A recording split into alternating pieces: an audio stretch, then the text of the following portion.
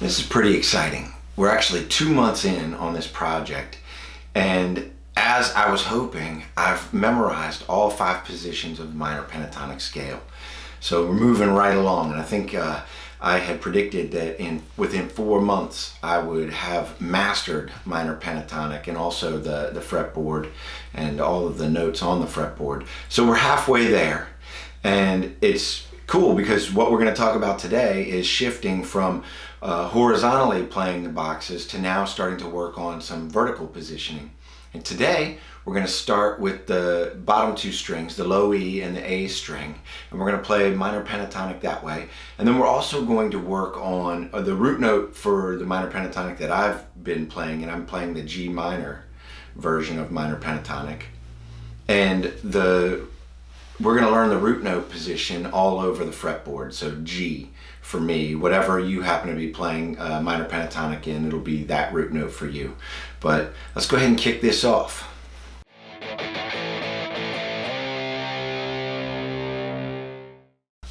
All right, so before we dive into what we're doing today, first and foremost, I wanted to say, I hope you guys are staying safe. I hope you're staying strong, and I hope you're staying home.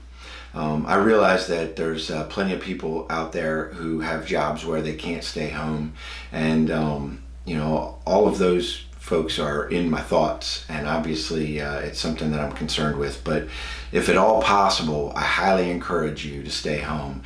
So what better time to mount up your practice and start working on an instrument like the guitar than today? But that's what I wanted to say. Just this is a tough time for everybody, and obviously we're going to get past this just like we've gotten past everything in the past, but it's not going to be without a struggle. So I'm there with you. So what we've learned so far is all 5 boxes in pentatonic minor. We've learned box 1, we already knew that one. And we've learned box 2. We've learned box 3. And box 4. Oops. And box 5. So, and we know those horizontally, like we talked about. We know those horizontally all the way. Now what we're going to do is we're going to work on a vertical version of the box. So instead of playing box 1, we're going to actually play it vertically along the E string. So it would be, and what we want to do is we want to first memorize those positions, right? So that we know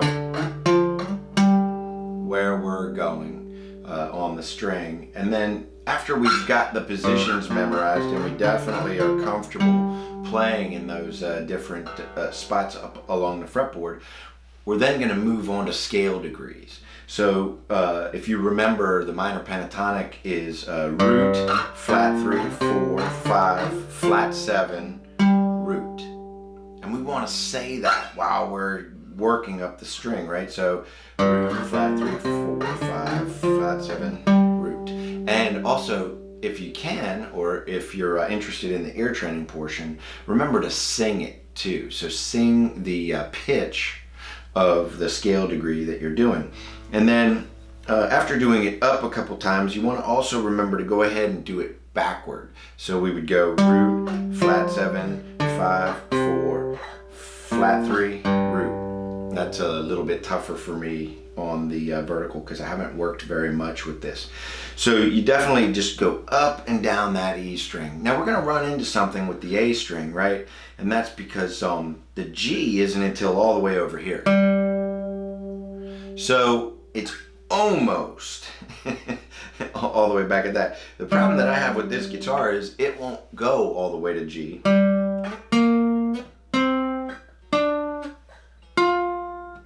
And then it wants G, you know, you can hear it wants to resolve to that.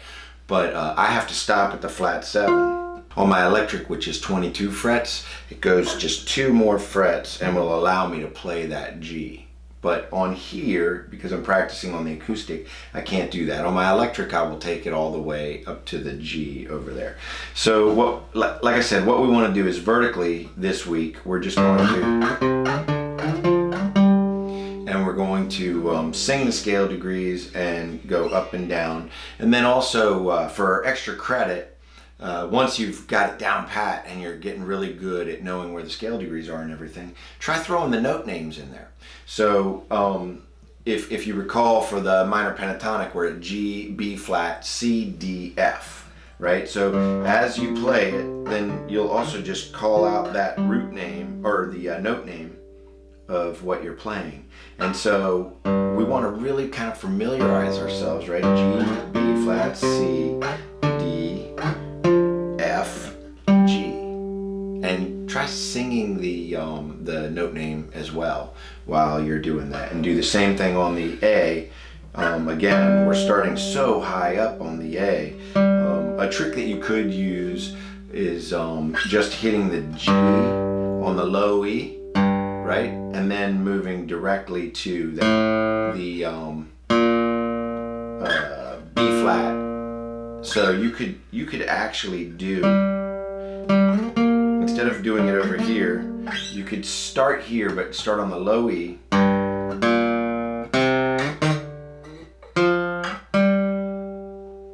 If you're on an acoustic guitar. So we have that little cheat where we play the G on the low E, since we can't actually get to the G on the A string over here.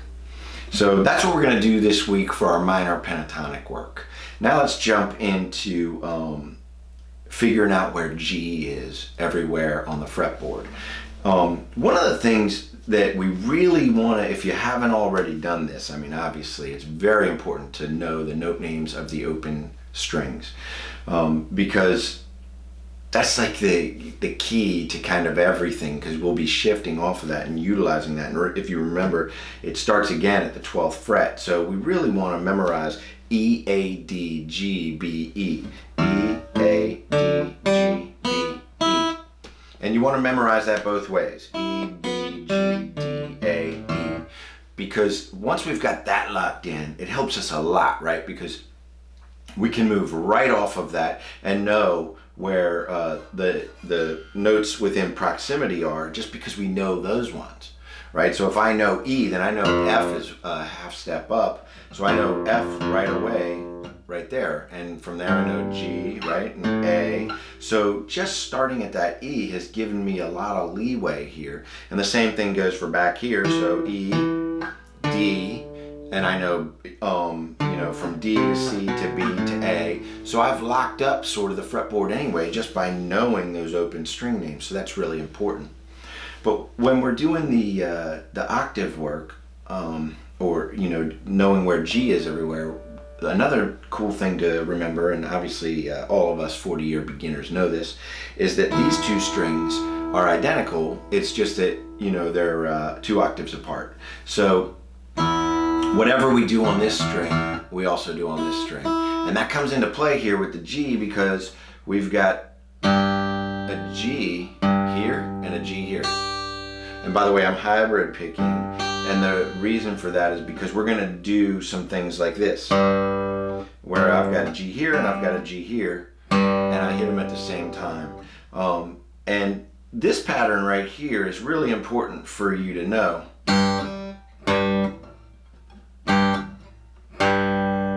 because you've got your 2 G's here, and then if you guys recall, anytime you're on a root note, well, except for if the B string is involved, that's the caveat with everything on the guitar. But if our root note is right here, we know that if we go 2 frets up and 2 strings up, we hit that same exact note, right? So, and remember, I said because the B string is different.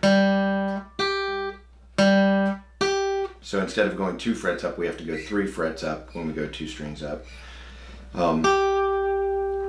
But the other thing to remember is that the G string itself is out there. So we've got an open G. So if we're looking for all the G's, really that's where we would start if we're moving this way, right? So we've got G there, And then we've got these G's here. We've got this set of G's here. We've got these G's here. And then that whole pattern continuously repeats itself, right? So we know, again, that G is over here, right? Because the fretboard has repeated itself at the 12th fret. But what we need to do then is just learn the G's in here. So if I know that there's a G here, then I also know, because of that 2 over 2 up rule, that there's a G here, right? So I've got, and then from here, we've got this one. So what you want to do is just kind of try and locate those octaves on the fretboard and play with them. So just get comfortable moving around the fretboard, hitting these different octaves. Another way that you want to memorize it, and you can use a metronome for this, is literally just to play the G on each string. So we would just go down the guitar, right? And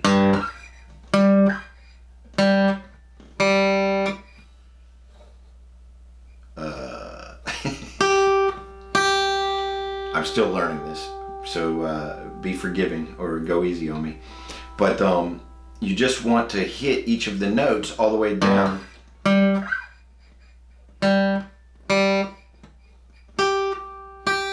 then go back.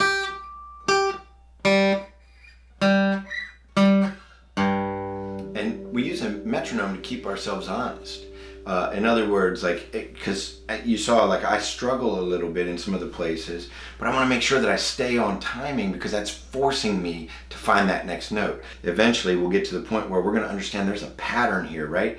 So if you noticed with the G, I went right from the 3rd fret on the low E straight over to 10 on the A. That's because it's 7 half steps up and a string higher, and that is an octave. That's kind of a cool trick to understand.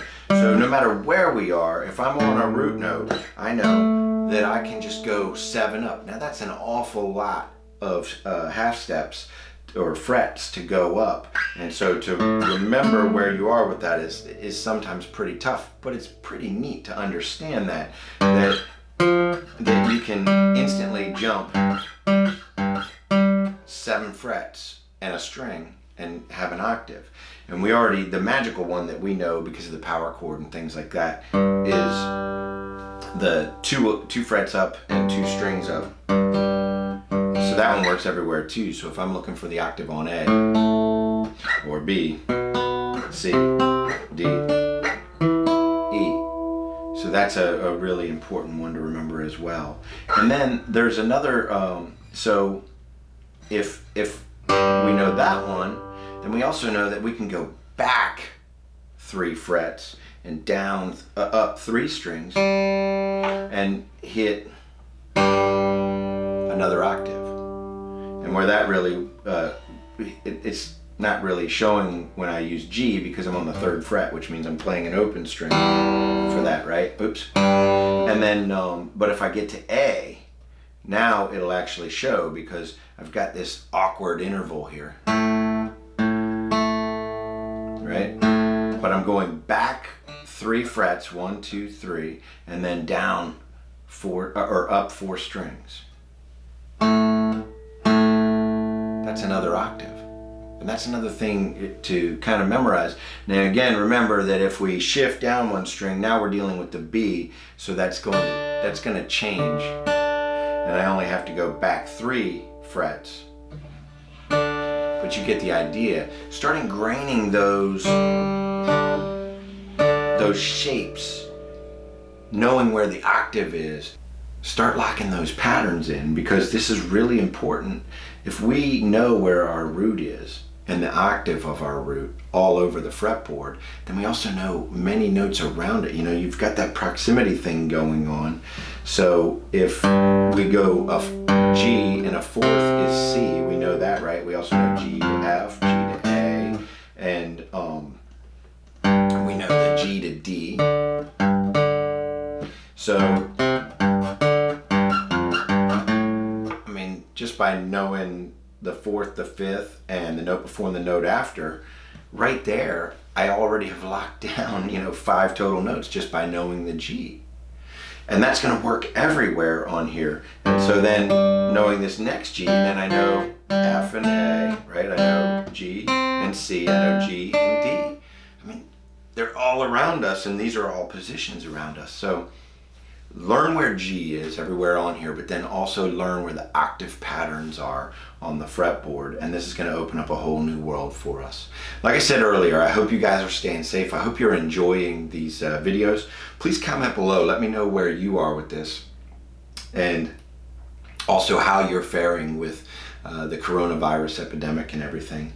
And like and subscribe and share this with your friends. Let's invite them to join us to go through this process with us. I'm really enjoying doing these weekly. It kind of also keeps me practicing, make sure that I stay on top of my game. So that's awesome. Thanks for hanging with me, and I'll see you on the next one.